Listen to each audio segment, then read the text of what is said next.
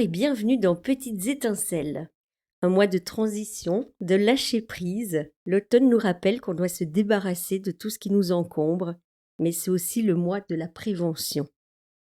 Mais celle-ci doit se faire toute l'année et notre invité le confirmera, je pense. Il est peut-être temps de prendre soin de nous. Je suis très heureuse et très flattée d'avoir en face de moi une femme d'un courage exemplaire, une femme que j'ai connue à travers la culture et son métier à la SABAM, puis je l'ai découverte sur scène grâce à Cathy Thomas. Si la balade des pavés ne vous dit rien, il est grand temps de la découvrir à Wavre le mercredi 20 octobre. Je vous présente Sylvie Godefroy, femme, maman, amoureuse de la vie, écrivaine, poétesse, comédienne, et j'en passe, et amoureuse de café. Sylvie ne veut plus perdre un instant de vie, car le cancer est venu frapper à sa porte il y a quelques années. Bonjour Sylvie. Bonjour Valérie, merci pour ces mots. Je suis touchée par ta présentation. Avec grand plaisir. Comment vas-tu aujourd'hui? Eh bien, écoute, je vais bien, je vais plus que bien parce que je suis vivante et que je mesure la valeur de la vie. Et donc, ça me permet de savourer chaque instant. Comme tu l'as dit, je n'ai plus un instant à perdre et je ne suis jamais la dernière à accepter une mousse de lait qu'on peut voler à l'agenda bien chargé de cette rentrée, justement. Donc la mousse de lait fait partie de tes petites étincelles de vie. Ah, c'est une des grandes étincelles de ma vie. La mousse de lait, la poésie. euh, Les amis, les amours, tout, la vie quoi. Alors on va commencer par te présenter, parce que là j'ai fait une petite présentation, mais je veux en savoir plus sur toi. D'où viens-tu? Qui Alors, es-tu?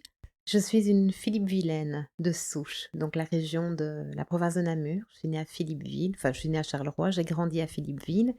Je suis née en 1973, je sais pas si ça a une grande importance. Hem, voilà, je suis, une femme imparfaite qui assume aujourd'hui ce statut de femme imparfaite. Il a fallu une rencontre avec un cancer en 2015 pour que j'assume le fait de ne pas être parfaite. On évolue tous dans des sociétés où on attend de nous qu'on soit, belle, intelligente, courageuse, forte, téméraire, responsable et que sais-je et puis ça, c'est une chimère, on ne l'est pas toujours, parfois un peu plus, parfois un peu moins. Eh bien, la rencontre avec ce cancer en 2015 m'a rappelé à l'essentiel et l'essentiel, c'est d'être soi-même en tout temps et surtout au présent. Très bien dit. Est-ce que tu avais des gens dans ta famille qui avaient déjà eu le cancer? Est-ce que ça avait déjà frappé des amis? Est-ce que tu étais déjà confrontée au Alors, cancer? j'ai été confrontée à l'âge de 15 ans, au cancer de la maman d'une de mes meilleures amies qui elle, malheureusement, n'a pas survécu. Donc j'ai été confrontée non seulement à la maladie, mais à la mort. Mais voilà, j'étais proche d'elle, donc concernée, mais c'est pas la même chose que quand ça vous touche, dans la famille. Dans la famille, il n'y a pas eu de cancer. Alors mon papa est décédé d'un cancer, la même année, que moi, sauf que je n'avais pas de contact avec lui et donc j'ignorais qu'il était malade. Je l'ai appris par la suite et ma marraine, donc la sœur de mon papa qui a eu un cancer du sein, mais encore une fois, je n'étais pas en lien avec elle au moment où ça s'est passé, donc je l'ignorais. Au moment de mon cancer, j'étais la première de la famille, à avoir rencontré, ce cancer. Alors, est-ce que tu allais chez le médecin? Est-ce que tu faisais justement des mammographies, Non, etc.? du tout. Je faisais pas tout ça parce que j'avais cette, fausse impression d'être invincible. J'étais une maman célibataire avec 2 enfants, un travail qui me prend plus qu'un temps plein, et puis une passion artistique qui elle aussi me prend un temps plein. Donc j'avais 24 heures dans une journée et j'en avais besoin de 48 pour m'en sortir. Du coup, il y a toutes sortes de choses qui passaient à la trappe et dont le fait de prendre soin de moi. Donc je dois vous dire qu'aujourd'hui encore, j'ai toujours pas de médecin généraliste, pas de médecin de famille. Donc quand j'ai de temps en temps besoin d'un médecin, j'appelle SOS médecin. Et donc voilà, je suis dans cet état d'esprit. Je travaille à la SABAM. Après ma journée, je vais au théâtre. On avait en projet l'adaptation d'un de mes romans, L'anagramme naissance, chez Cathy Thomas, dont tu as parlé tout à l'heure. Et du coup, bah, après le boulot, j'allais chez Cathy. Donc je rentrais quasi dans la nuit. Et puis ça a duré comme ça pendant un an et demi. On a eu quelques dates, je crois, une petite dizaine de dates au théâtre Fou Rire, produites et mises en scène par Cathy Thomas. Et puis à la dernière date, je me dis: «Quand même, j'ai pas vu le médecin depuis 2 ans, j'ai pas vu un gyné depuis 2 ans, je vais quand même aller faire un check-up». Et je me sentais excessivement fatiguée, mais ça s'expliquait très volontiers par l'agenda que j'avais. Et donc en appelant ma gyné pour prendre rendez-vous, elle me dit: «Bah, dites donc, madame Godefroy, on n'a plus entendu parler de vous depuis très longtemps. Justement, j'ai une de mes patientes qui annule là sa mammographie demain. Est-ce que ça vous tente? Et puis on se voit après la mammo pour l'examen gynécologique». Et ben je oui, ouais, pas de problème, je prends le rendez-vous, donc je vais au rendez-vous. Et je vais au rendez-vous très tôt parce que juste après, il fallait que j'aille travailler. Donc le rendez-vous, c'était le premier rendez-vous à 8 heures, je pense. Je suis dans la salle d'attente, il y a un petit peu de retard, donc je prends un magazine, je feuillette et dans ce magazine, on dit que les femmes ne devraient jamais aller à une mammographie seules parce que, c'est une loterie, on ne sait pas trop ce qui va se passer et quand ça se passe pas bien, pour celles à qui on doit annoncer quelque chose, eh bien, c'est le monde qui s'ouvre sur leurs pas et il vaut mieux pas être seul quand on fait face à ça. Et je me surprends, je me souviens encore avoir pensé: «Mais ils ont raison, les femmes ne devraient jamais venir seules faire une mammographie». Mais je parle d'elle, pas moi. Moi, je suis invincible, moi, il m'arrivera rien. On m'appelle, je dépose le magazine, je me déshabille et je me présente à la mammo. Et là, je vois la technicienne qui fait les clichés, dire qu'il y a quelque chose qui ne va pas et elle voit mon visage changer, elle dit: «Mais ne vous inquiétez pas, c'est les clichés, je n'ai pas bien fait les clichés, on va les refaire». Donc on refait les clichés, mais étonnamment, elle ne fait pas les 2 seins, elle ne refait qu'un seul sein. On fait les clichés, puis elle m'invite, à aller m'allonger, sur la table du docteur en disant que le docteur va poursuivre avec une échographie et que je dois patienter un petit peu. Et puis elle prend les clichés et elle parle avec le médecin et je vois une discussion différente de ce que j'avais l'habitude, mais voilà, j'y fais pas trop attention. Et le médecin vient et me pose des questions. «Pourquoi êtes-vous là?» Alors j'explique le téléphone, que je vous ai expliqué juste avant. «Est-ce que vous vous sentez fatigué?» «Ben oui». «Est-ce que vous avez mal quelque part?» «Mais non». «Bon, docteur, vous m'inquiétez, qu'est-ce qui se passe?» Et là, il m'apprend qu'ils ont décelé une grosseur dans mon sein gauche et que, ben, on va faire une biopsie tout de suite. Et là, moi, je comprends plus ce qu'on me dit et je leur dis: «Mais non, pas question. Mais non, non, parce que Je moi, dois je dois travailler. aller travailler et puis après je dois aller faire les courses et mes enfants m'attendent et madame Godefroy, vu la taille de la grosseur dans votre sein, il faut faire une biopsie maintenant. D'ailleurs, je ne vous laisse pas le choix». À mon avis, il a compris qu'il fallait parce que sinon, je crois que je ne serais jamais retournée là-bas. On le fait maintenant et donc il me tenait la main, une infirmière est venue mettre sa main sur mon épaule. J'ai rencontré beaucoup d'humanité. On m'a fait la biopsie que j'ai trouvée très douloureuse, mais je pense que c'est certainement parce que j'étais en état de choc et ils n'ont pas attendu les résultats de la biopsie, ils ont tout de suite pris les rendez-vous pour faire IRM et compagnie. Et puis là, tout s'est enchaîné. En 3 semaines, j'étais opérée. Un mois plus tard, je faisais la chimiothérapie et puis ça a duré, quasi 2 ans. Puis j'ai fait de la radiothérapie et en même temps, en parallèle avec la dernière chimiothérapie, j'ai commencé l'immunothérapie. Donc c'est un traitement qui a duré, très, très longtemps. Mais grâce à ça, aujourd'hui, je peux répondre, aux questions. Ah oui, je t'ai Voilà. connue effectivement, tu avais perdu tes Oui, cheveux, oui. hormis la douleur, le choc et cetera. Toi qui es maman en plus, quelles sont tes pensées premières? Mais ma première pensée, c'est ce que j'ai dit au médecin. J'ai dit: «Écoutez, moi, c'est pas possible. Mes enfants, ils ont plus que moi. Je suis toute seule avec eux, personne ne peut s'occuper d'eux, je ne peux pas». Et il m'a dit: «Mais madame, c'est le cas de toutes les femmes. L'une, elle est seule avec ses enfants, l'autre, elle doit s'occuper de ses parents, la troisième, elle n'a pas encore terminé ce qu'elle». Il y a personne qui est prêt à ça. Personne ne s'y attend, personne n'est prêt, même quand on a dans la famille des antécédents, même quand on s'y prépare psychologiquement, on n'est jamais prêt. C'est un camion que j'ai pris dans la figure un matin d'octobre comme ça, enfin octobre, c'est dans le livre, en réalité, c'était, au mois de d'avril. C'est le la terre qui s'effondre, c'est la peur.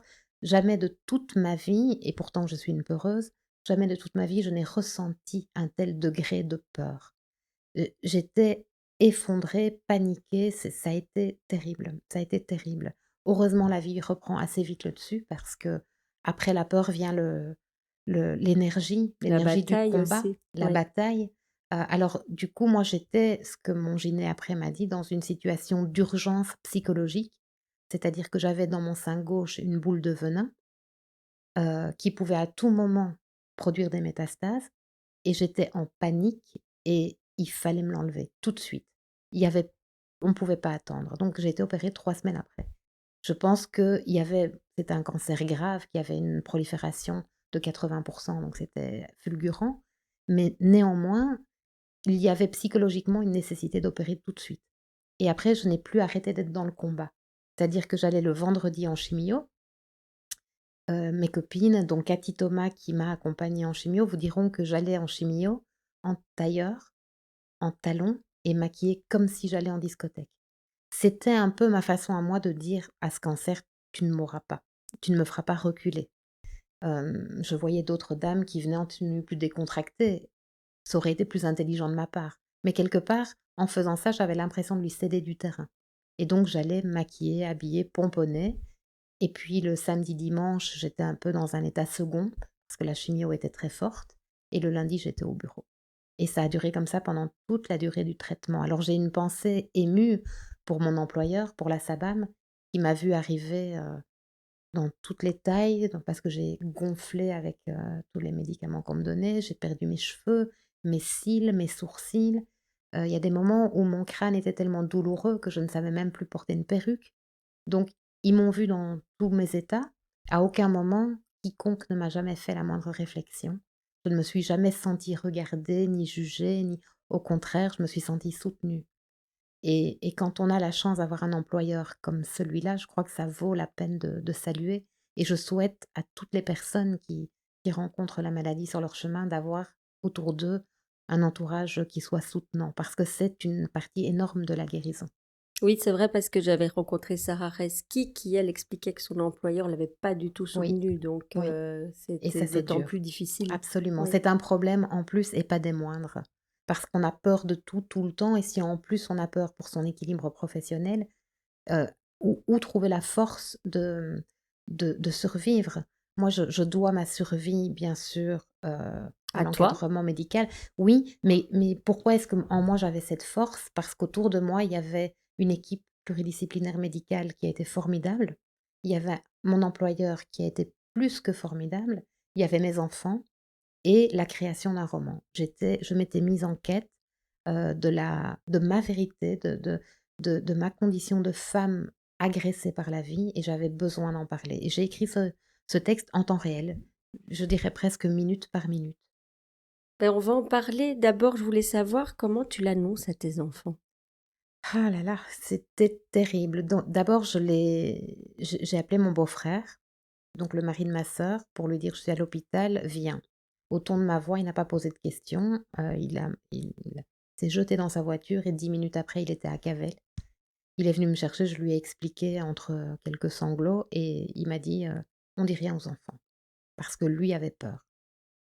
Sauf que quand je suis arrivée à la maison, j'avais le visage défait, mes enfants étaient à la maison, ma maman était là aussi. Elle a tout de suite compris, puisqu'elle savait ce que je passais comme examen et j'ai dit à mes enfants que parce que j'avais évidemment la compresse sur le on voyait que j'avais subi un examen qui avait un peu mal tourné et donc j'ai dit à mes enfants que j'avais un kyste dans le sein et qu'il fallait enlever le kyste parce qu'il était pas, c'était pas joli et qu'il valait mieux pour éviter tous les problèmes.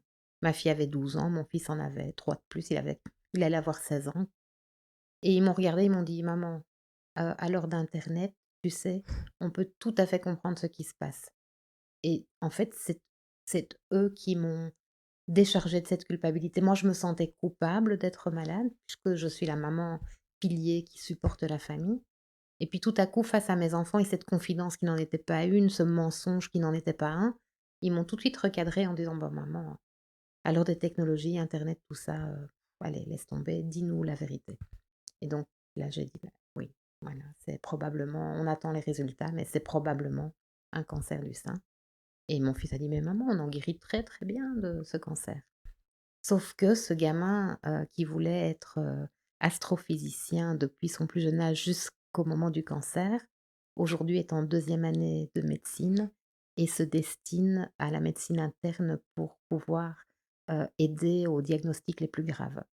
Donc quelque part, ils ont pris ça avec beaucoup de résilience, mais ça les a profondément marqués et ça a profondément changé leur vie, tout autant que la mienne. Alors tu écris Comment tu écrivais déjà avant, Oui. mais là, comment te viennent les premiers mots? Les premiers mots, mais je suis pas une auteure, intellectuelle qui envisage des scénarios, qui prévoit des structures, qui installe le climax, le rebondissement. Je suis pas ce type d'auteur. J'admire énormément ces auteurs, mais moi je suis une artiste de l'émotion. Ça veut dire que je ressens des choses qui m'emportent et pour pouvoir survivre à toutes ces choses positives ou négatives qui m'emportent, je dois les traduire en mots. C'est voilà, c'est plutôt ça. Donc écrivain, auteur, romancière, je crois que j'usurpe un peu les termes, mais voilà. Donc j'ai commencé ma petite carrière d'écriture, à l'âge de 7 8 ans peut-être, par la poésie et donc ce sont des mots qui viennent des émotions. Donc effectivement, j'en avais beaucoup à ce moment-là, hein, Oui, ça a dû se mélanger énormément. voilà. Tu ressenti quoi? Tu as eu quoi comme émotion? La peur, la panique, le désarroi, la solitude, la colère, le déni, je suis passée par toutes les couleurs de l'arc-en-ciel, voire plus, ou en termes d'émotions et donc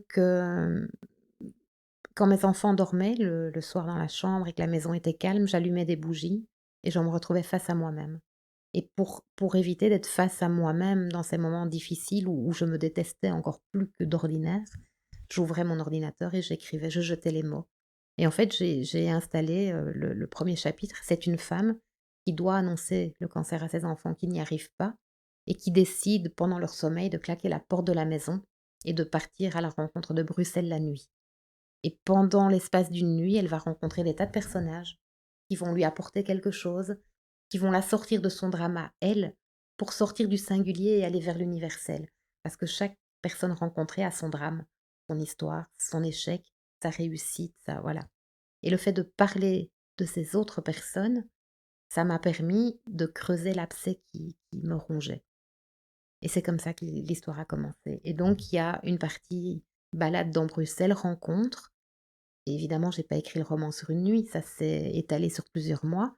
Donc chaque fois que j'avais, un examen médical, une chimiothérapie, une opération, une rencontre avec le médecin, ça s'insérait dans le roman, sous forme de souvenirs au fil de la balade. Alors après, tu as rencontré des gens qui l'ont lu ou qui l'ont vu en spectacle, parce qu'après Oui, ça a été monté en spectacle. Moi, je sais que ça a beaucoup aidé, ça a aidé beaucoup de femmes en fait. oui, en tout cas, c'est le retour qui me revient. Alors, il y a eu plusieurs épisodes, tellement que je ne pourrais pas tous les raconter, mais ça va de la femme qui se jette dans mes bras quand elle me voit arriver au bar, du théâtre, en me disant: «Vous avez expliqué ma vie et ça m'a fait du bien», à un homme qui me prend dans ses bras pour me dire: «Vous avez sauvé mon couple, je comprenais pas ma femme et maintenant j'ai compris», à des femmes qui m'écrivent, qui veulent plutôt me engager une relation épistolaire pour se raconter, à des dames qui m'ont proposé des rendez-vous mousse de lait, elles s'étaient renseignées certainement et pendant 1 heure ou 2 on refait le monde. Et tout récemment, c'est un artiste, un auteur-compositeur qui prend contact avec moi pour me dire qu'il a appris, qu'il a lu La Balade des pavés et qu'une de ses meilleures amies est en souffrance parce qu'elle vient d'être, la proie d'un cancer du sein et qu'elle ne sait pas comment réagir, qu'elle n'ose pas en parler à son mari et qu'elle ne sait pas comment faire pour avancer et donc les numéros se sont échangés. On a parlé pendant un long moment et voilà. C'est un spectacle qui, au-delà, des qualités littéraires qu'il peut avoir ou qu'il n'a pas, peu importe, c'est une porte d'entrée de la solidarité et de la résilience et je crois que beaucoup de gens sont touchés par ça. Est-ce que tu as eu des médecins de ton équipe qui t'ont aidé, etc., qui l'ont lu ou qui l'ont vu? Oui, bien sûr, le docteur Bondu qui est mon sauveur, hein, c'est mon grand héros, il y a un rôle, qui est taillé sur mesure pour lui dans la pièce, qui est joué par Adonis, Danieletto et il vient voir la pièce chaque fois qu'elle est jouée. Quand il y a 5 6 dates, il vient à 1 ou 2, mais s'il y a quelques dates, à plusieurs semaines d'intervalle, chaque fois il vient. Il est là chaque fois dans la salle, avec chaque fois la même émotion, je pense, parce que, ni lui ni moi, on ne sait vraiment pourquoi je suis là. Quelque part, lui, il a tout donné pour, me soigner et il a réussi, mais le pronostic de départ était pas bon, pas joyeux et les statistiques, qui concerne le cancer que j'ai eu et sa dangerosité ne plaident pas en faveur d'une rémission totale. Or, là, aujourd'hui, je suis en rémission totale. Depuis combien de temps? Très peu de temps. C'est, je crois 2021, donc on est oui, bah, là, voilà, en avril 2021, ça faisait 5 ans complets et donc voilà, je suis en rémission totale. Mais comme toutes les femmes, il y a une épée de Damoclès au-dessus de la tête. Là, je repars dans les statistiques généraux, mais ça veut dire qu'il y a quand même, si je ne m'abuse, une femme sur 8 qui va rencontrer le cancer du sein et donc, on ne le dira jamais assez. Prévention, prévention et prévention. Je crois que si je n'avais pas eu cette opportunité de faire la mammo comme ça tout de suite, si j'avais attendu quelques semaines ou quelques mois, je ne serais plus là pour en parler. Donc j'ai eu la vie sauve grâce à la prévention. Et tu penses, tu sais vers quel âge on peut commencer? Ben, je pense que c'est via ton gynécologue, hein, qui fait attention, qui fait de la palpation, et cetera. Oui, mais moi j'avais 41 ans, je me trouvais très jeune pour avoir un cancer du sein, mais en chimiothérapie, j'étais avec des jeunes femmes de 25 ans. Donc, à une époque, peut-être, on pouvait dire que c'était plus âgé, qu'à partir de la ménopause, je ne connais pas les chiffres, mais aujourd'hui, je pense que, il y a plus personne n'est à l'abri. Plus personne n'est à l'abri et je crois que le mieux, c'est de faire confiance à son gyné et de lui ou elle dira quand c'est le moment de faire une mammographie. Mais moi, j'ai été confrontée à des jeunes femmes très, très jeunes et ça, c'est effrayant. On peut dire que tu es une femme complètement différente maintenant? Oui, c'est-à-dire la même, mais mais en mieux parce que apaisée, parce que réconciliée et parce que je ne m'attarde plus sur, 3 kilogrammes de plus ou de pas ou de moins. Je me fiche bien d'être jolie aux yeux de la société ou de ne pas l'être, de faire l'unanimité ou pas, d'être aimée ou pas. Alors on a tous envie d'être aimés, moi comme les autres, mais si je ne plais pas à tout le monde, ce n'est plus un frein à mon bien-être. Si je ne plais pas, eh bien, je ne plais pas et si je plais, tant mieux et j'arrête de me prendre la tête pour des détails, pour une chambre pas bien rangée, pour, un vêtement pas bien replié ou pour que sais-je, tous ces détails qui parfois peuvent encombrer nos vies. Aujourd'hui, je m'attache à l'essentiel. L'essentiel, c'est les gens que j'aime, que je connais déjà et tous ceux que je vais rencontrer. C'est des projets par milliers, c'est pouvoir, porter ma voix pour aider les femmes et pas que les femmes. Parce qu'on a tendance à penser que le cancer du sein attaque les femmes. Il n'attaque pas que les femmes. Déjà, au niveau de la maladie, il attaque aussi les hommes. C'est beaucoup plus rare, mais il attaque les hommes. C'est important d'en parler parce Mais bien sûr, qu'effectivement, on n'en mais bien parle sûr. pas. On n'en parle pas parce que c'est assez rare, mais ça existe et l'homme qui est touché dans un cancer comme celui-là, il est touché de plein fouet comme une femme et il a cette souffrance incroyable, la peur et puis aussi peut-être un petit peu être touché dans sa virilité parce que le cancer du sein, on l'attribue aux femmes en général. Mais quand une femme a un cancer du sein, ça ne détruit pas qu'elle, ça détruit ses enfants, ça détruit, son conjoint parce que l'intimité se voit autrement. La femme attaquée dans son sein a du mal à gérer sa féminité, donc elle arrive difficilement à avoir une intimité avec son mari. Quand on l'a amputé d'un sein, c'est difficile après de se voir dans le regard de l'homme pour qui on a du désir ou qui nous désire. Et donc c'est une maladie qui impacte toute une famille, qui impacte, brutalement. Et on ne doit pas en faire une affaire de femme uniquement, c'est une affaire de société et je pense qu'il faut considérer toutes les victimes de cette maladie. Et si ma voix peut, porter un peu d'écho là, eh bien je m'inscris tout à fait dans cette démarche. Tu seras, bientôt, à Wavre, donc tu peux nous en dire un peu plus? Oui, c'est un événement qui est organisé à Wavre par Nathalie Lequesne, dans le cadre de Octobre Rose, donc Mmh. le mois, tout entièrement consacré, au cancer du sein, au dépistage, à la prévention. Et donc, c'est une dame qui, dans le cadre de son parcours personnel, touchée par la maladie elle aussi, a découvert le livre et puis a découvert la pièce. Je pense qu'elle est venue à plusieurs représentations au théâtre Fou Rire et elle a demandé à Cathy Thomas si Cathy, qui est productrice, du spectacle, était d'accord de prévoir une représentation dans le cadre d'Octobre Rose. Cathy Thomas qui n'est pas la dernière, audacieuse, courageuse et qui est d'une générosité, à toute épreuve, a tout de suite dit oui. Mais nous sommes nombreux sur scène, hein. Il y a, je crois, une dizaine de comédiens. Je ne sais plus je crois que c'est 12 ou 13 en tout cas, nous sommes nombreux. Donc il fallait faire coïncider les agendas de tout le monde et comme ce sont tous des comédiens professionnels, bah, c'est pas toujours évident qu'ils soient libres, mais la magie fait qu'ils se sont tous libérés et on a même une de nos comédiennes, Mimouna, qui est le matin en Espagne et qui va revenir juste pour la représentation.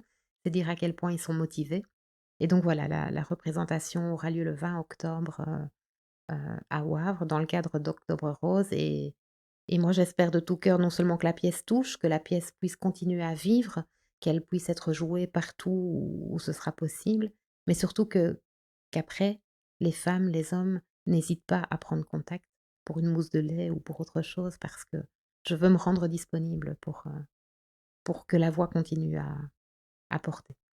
Tu as écrit aussi un autre bouquin. Moi, j'en ai écrit quelques-uns, mais après La balade des pavés, ici, tout récemment, on a sorti Les longs couloirs. Oui. C'est un recueil de poésie, écrit en octosyllabes, et qui a été publié, dans une maison d'édition que j'aime tout particulièrement qui s'appelle Le Scald. C'est Éric Fanny qui est éditeur. C'est un artisan de l'édition. C'est-à-dire que c'est une petite maison qui publie pas avec des tirages, mirobolants, mais qui travaille avec une diffusion, donc les livres sont en librairie et qui est un véritable artisan parce que tant qu'un livre ne correspond pas à sa philosophie éditoriale, le livre ne sort pas. Vous pouvez vous appeler, qui vous voulez, vous pouvez avoir prouvé les chiffres que vous voulez prouver en termes de vente de livres. Si le livre ne correspond pas à son point de vue, il ne sort pas. Donc il fait un véritable travail de prise en charge éditoriale et moi j'ai l'impression qu'il me fait grandir dans mon métier d'auteur et donc je suis, ravie d'avoir sorti ce bouquin chez lui, à tel point que j'en sors un autre en janvier qui là, pas un recueil de poésie mais un roman, S'appelle? Salsa et donc on travaille avec un photographe magnifique qui s'appelle Darzedane, qui est sénégalais si je ne m'abuse. Ah, je le connais bien. Tu le connais bien? Voilà. Non, il est moitié mauritanien, congolais, sénégalais. Ah voilà, bon, bah, j'étais pas loin, Le hein, mélange. j'avais une chance sur 3. En tout cas, voilà, Mmh. il est brillant, il est talentueux, il est sensible et généreux et ça transparaît dans ses photos et quand on lui a proposé de s'intéresser au texte et d'en faire, la photo de couverture, ça n'a pas traîné. Il propose 2 projets pour lesquels je suis totalement séduite et donc voilà, je trouve que, c'est une dimension supplémentaire au livre et pour moi, c'est une chance inouïe de pouvoir métisser comme ça les collaborations.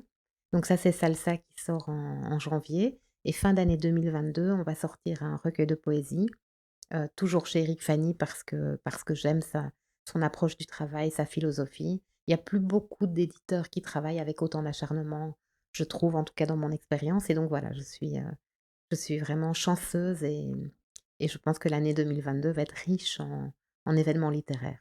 Mais c'est magnifique tout ça, mais je sais que donc tu es une énorme passionnée, puis ton boulot à la SABAM aussi, je sais que tu le fais avec énormément de passion, Ça, c'est sûr. mais Énormément d'amour pour les auteurs qu'on beaucoup? représente et beaucoup de respect pour la SABAM parce que Oui, mais tu viens je d'en ah oui, parler, oui, moi je suis convaincue déjà je suis convaincue par le droit d'auteur, sa philosophie, par la gestion de la société parce que je l'ai vu de l'intérieur donc on peut penser parfois vous savez, la SABAM ne peut pas toujours apparaître de manière très sympathique aux yeux des gens. Pourquoi? Parce qu'elle envoie des factures et qu'on n'aime jamais payer et si on ne comprend pas ce qu'on paye, on aime encore moins.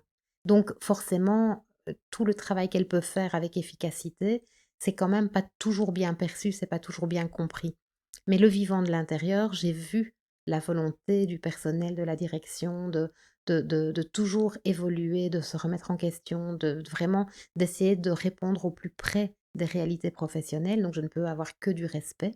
Et à titre professionnel, ayant été soutenue comme j'ai été soutenue quand j'en avais besoin, ben voilà, je n'ai que des raisons de me sentir fière de mon entreprise et de ce qu'elle fait et comme je suis déjà passionnée par ma fonction, mon travail, mais c'est une double ou triple passion que je peux mettre au service des auteurs de Belgique.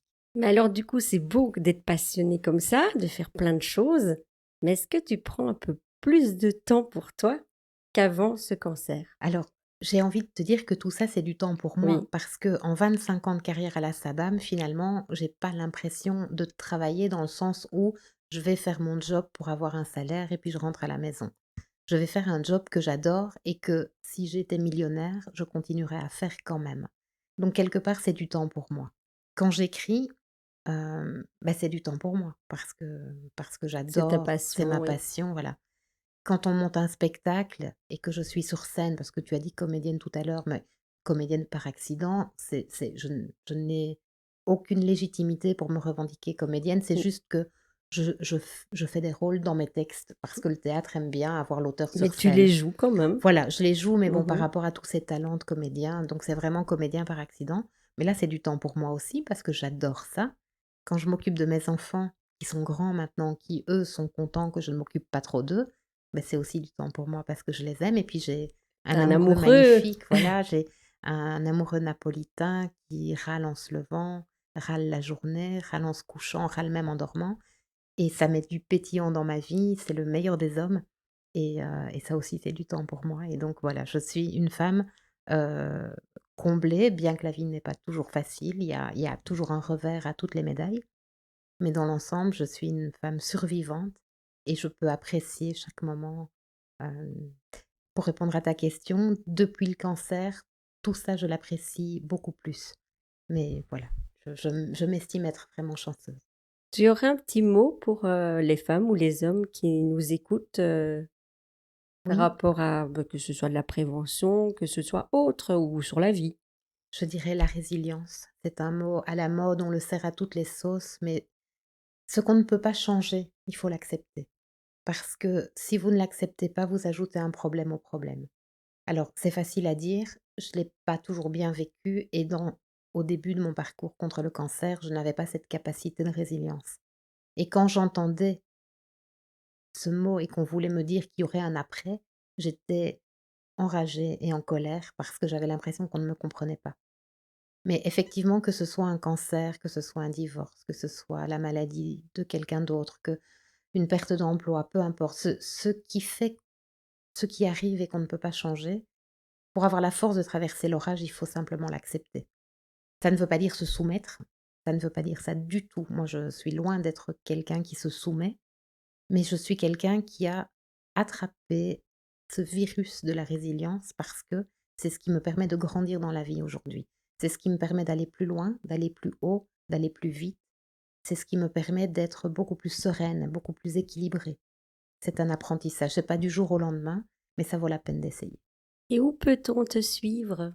Alors sur Facebook, Sylvie Godefroy, il y a mon profil, je crois que Facebook limite à 5 000 personnes, mais je mets tout en public, donc comme ça, tout le monde peut toujours, échanger. J'ai une page auteur aussi qui s'appelle Sylvie et Salvatore parce qu'ensemble, avec mon conjoint, on a développé un concept qu'on appelle la percuésie, parce que lui est percussionniste, moi je suis poète et Les Longs Couloirs, mon recueil de poésie, a fait l'objet d'une adaptation, en spectacle et donc tous les 2 on est sur scène, lui derrière ses congas et moi derrière mes vers et donc on a une page tous les 2 où je mets aussi beaucoup de poésie, beaucoup d'informations et puis, voilà et si c'est pour la SABAM, on peut très facilement, me joindre via la SABAM aussi où je m'occupe de l'action culturelle francophone. Voilà, donc c'est très facile de me joindre, Et très on peut facile. te retrouver dans les librairies. On peut me retrouver dans les librairies. Alors pour l'instant, avec le confinement, je ne sais pas trop comment ça se passe au niveau de je sais que j'étais chez Filigrane, avec Les Longs Couloirs, je dois être un peu partout dans les librairies de la francophonie, mais Salsa, en janvier, sera dans toutes les librairies, bien sûr, en Belgique et j'espère, qui sait, on a eu un projet avec mon éditeur de faire traduire en espagnol puisque j'ai une partie de ma carrière que j'ai faite à Cuba et donc c'est voilà, si on trouve des relais à Cuba, des distributions, bon pour l'instant je pense qu'ils ont d'autres soucis en tête que de diffuser des auteurs étrangers, mais la culture étant très présente chez eux et très importante, je me dis que c'est pas impossible qu'on puisse, diffuser ce livre qui d'ailleurs, se passe en partie à Cuba. Alors pour terminer, moi je peux te dire que tu es une grande petite étincelle. Ah ça c'est gentil. Vraiment et c'est beau de voir comme ça des personnes devant moi qui ont, cette résilience, qui ont cette sagesse et quand je vois tout ce que tu as vécu, je peux être qu'admirative et tu es encore plus belle qu'avant Oh c'est parce gentil. que les cheveux après ça repousse, mais ils sont encore plus beaux qu'avant. Oui, enfin ça repousse différemment, c'est vrai, c'est une autre image à appréhender, mais voilà. Merci Sylvie de Godefroy, Merci Valérie, merci pour ton invitation. avec grand plaisir.